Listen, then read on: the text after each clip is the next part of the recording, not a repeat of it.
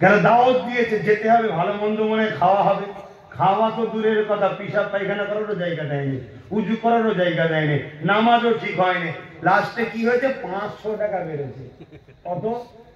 কেন মনে হয়েছে 5 লাখ পেয়েছে। বাপ রে বাপ, অতি সব খুশিতে ঈদ করে ফেলে আগে থেকে। খারাপ নেবেন না, বোঝাতে চাইছে। তার রাজা দাওয়াত দিয়েছে, কেউ বাদ যাবে? সবাই ঝেড়ে চলে গেছে, কিন্তু সেই দুজনকে তো রাজা দেখতে পাইনি। পুরো মেন গেটে বসে আছে, ঢুকছিল। আর তখন তো এত বড় বড় রাজা ছিল নি, ছোট ছোট দেশ হতো। দুজনকে দেখতে পাইনি।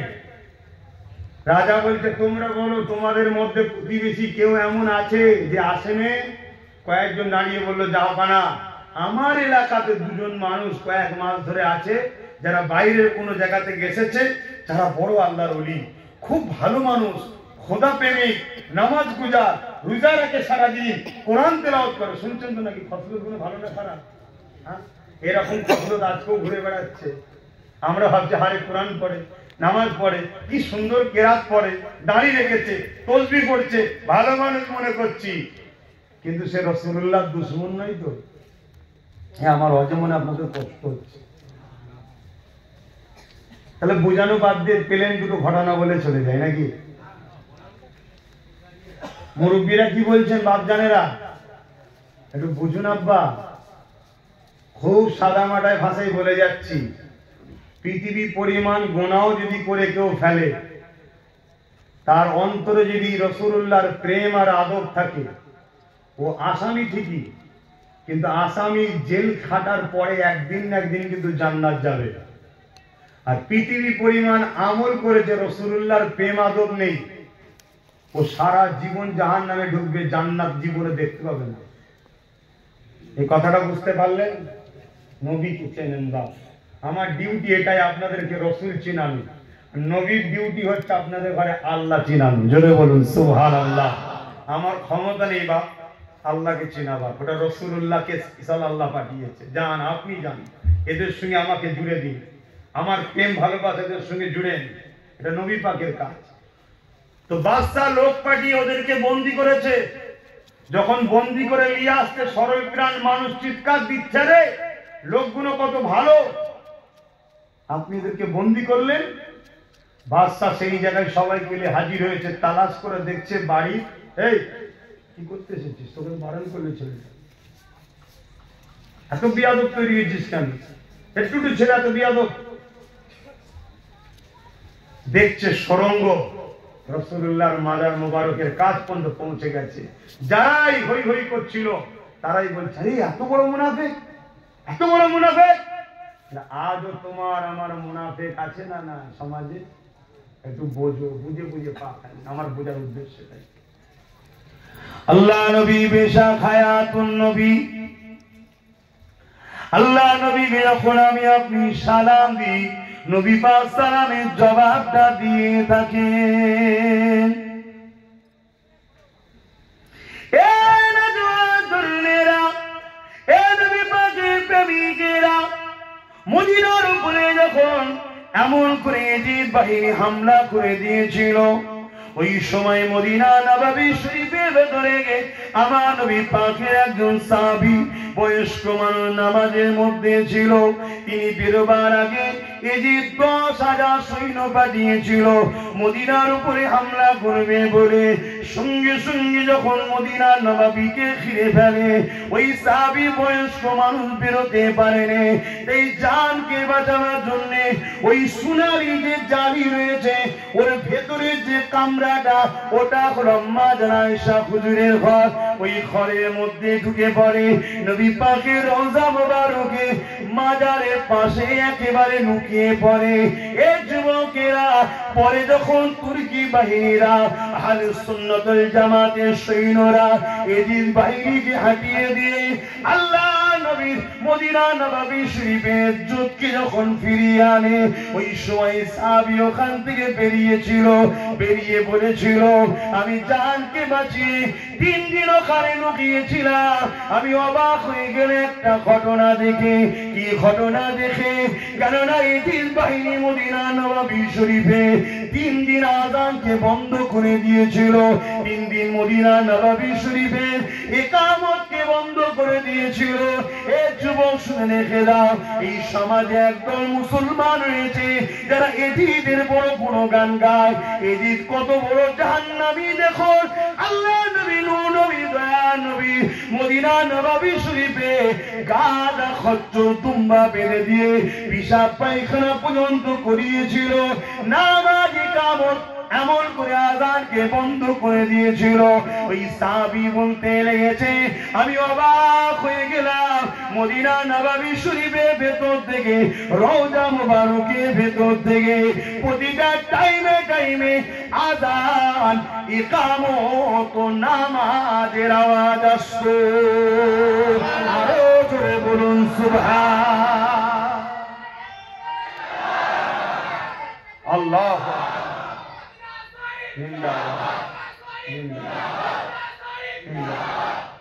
ভাবুন, আমার নবী শানটা বুঝুন, নবীর আজমতটা বুঝুন। আল্লাহ কোরআনের মধ্যে ঘোষণা করছে, এই মুমিনেরা, এই ইমানদারেরা, তোমাদের গলার আওয়াজ যদি, খুব ভালো করে শুনবেন, তোমাদের গলার আওয়াজ যদি আমার নবীর আওয়াজের উপরে উঠে যায়, তোমাদের জীবনের সমস্ত আমল বরবাদ। মুহাদ্দিসিনরা, মুফাসসিরিনরা বলছে, যদি কেউ গুনাহ করে তার জন্য কোনো ভালো কাজ করলে তার আমল বরবাদ হয় না। ধরুন একজন টিভি দেখে, সিনেমা দেখেছে, আবার নামাজ পড়েছে। সিনেমা দেখার জন্য গুনাহ যেমন হয়েছে, নামাজ পড়ার জন্য সওয়াবও হয়েছে। এই সিনেমা দেখার জন্য নামাজের সওয়াব বাদ যাবে না, শুনছেন তো নাকি? ওটা পাপের খাতায় জমছে, এটা নেকির খাতায় জমছে। কিন্তু যে বেঈমান হয়, ঈমান যার থাকে না, সে যদি হাজারো মসজিদ বানায়, হাজারো মাদ্রাসা বানায়, হাজারো নামাজ পড়ো, তার নেকি কোনোদিন হবে না। নবীর গলার আওয়াজের থেকে যদি তোমাদের আওয়াজ বেড়ে যায়, আল্লাহ বলছে তোমার জিন্দেগির আমল বরবাদ। তার মানে নবীর আওয়াজের থেকে আওয়াজ উঠে যাওয়া মানে সে বেঈমান হয়ে যায়। কথা মাথায় ঢুকছে? আল্লাহ নবীর এক সাহাবী এই আয়াতটা শোনার পরে 3 দিন নবীর দরবারে আর আসে না। 3 দিন ঘরে ঢুকে না খেয়ে কাঁদছে। আল্লাহ নবী সাহাবীদেরকে পাঠিয়েছে, খোঁজ নাও গো, আমার এই সাহাবী আসে না কেন?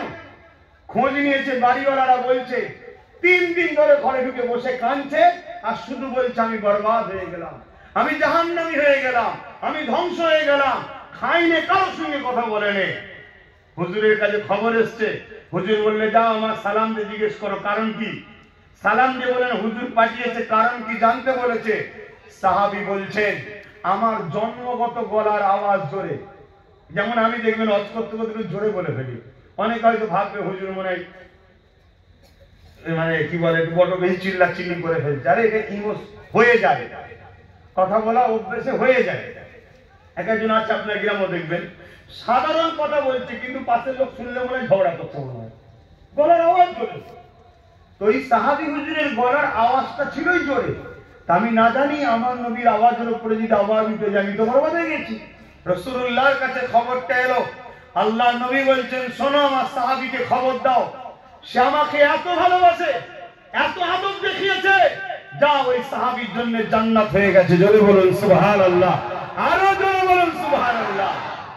তাহলে ভেবে দেখুন আমি যেটা বোঝাতে চাইছি, 50 বছরের নামাজ, 50 বছরের রোজা, 50 বার হজ, 50,000 মাদ্রাসা, যাই বানাও না কেন, একবার যদি নবীর গলার আওয়াজের থেকে আওয়াজ বেশি হয়ে যায় তাহলে সব আমল বলুন।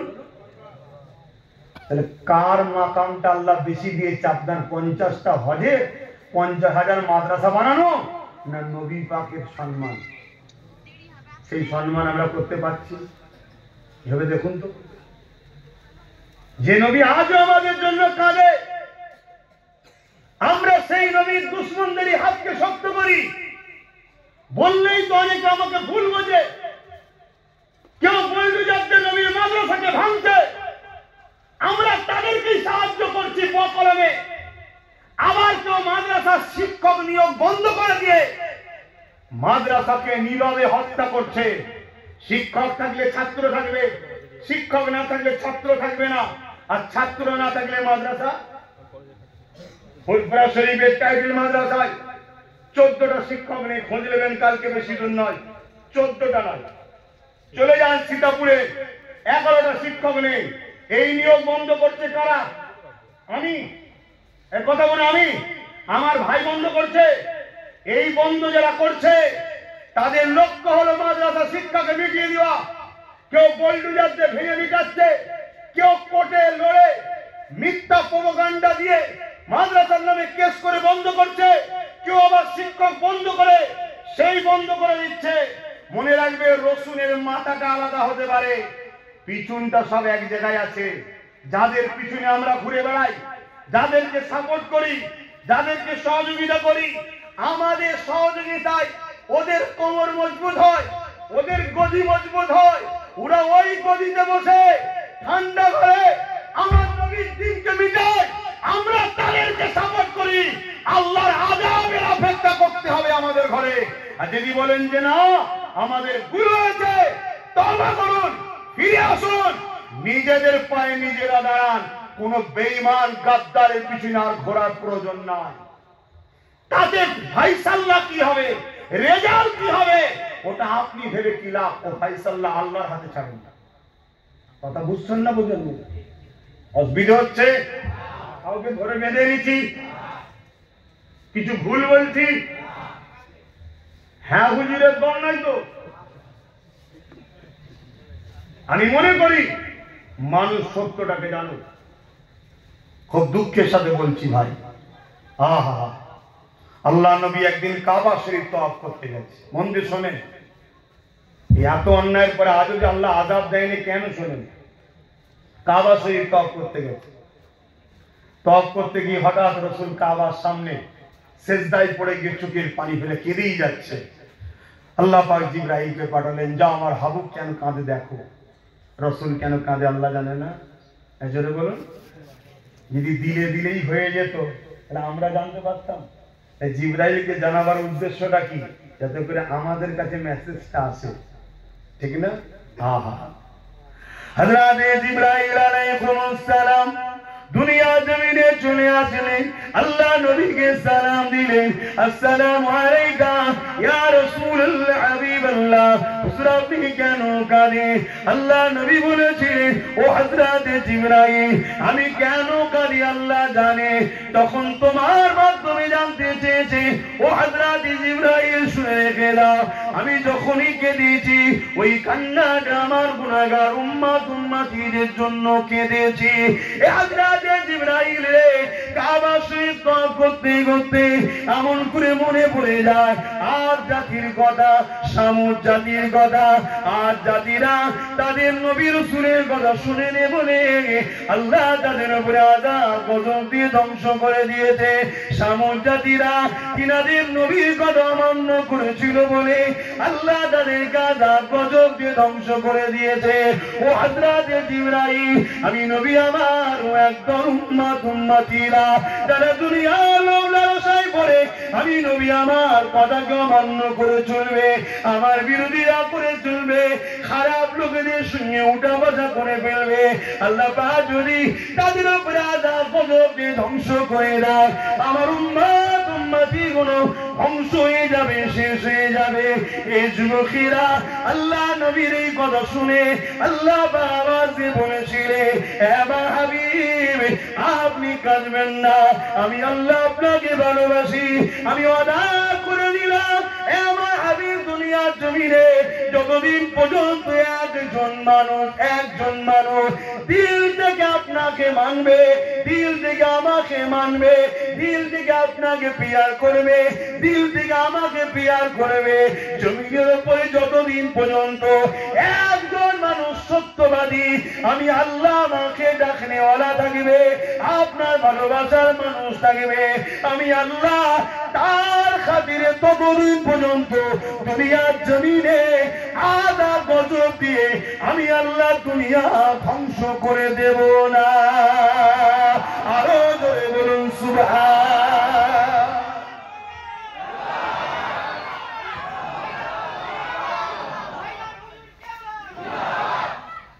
আজ করে আল্লাহ আযাব গজব দিয়ে ধ্বংস করছে না কেন?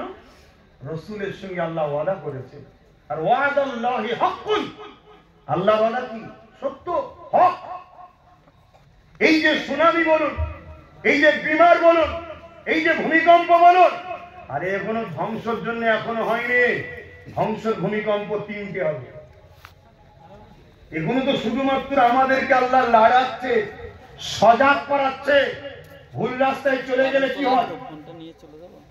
শুনছেন? শুনছেন তো নাকি? সজাগ করছে আল্লাহ, সুধরে যাও, সুধরে যাও, সুধরে যাও। আযাব একে বলেনি। আযাব দেখেছেন কোথায়? আজকে যে তুর্কি দেশটা আছে, ওই পুরো দেশটা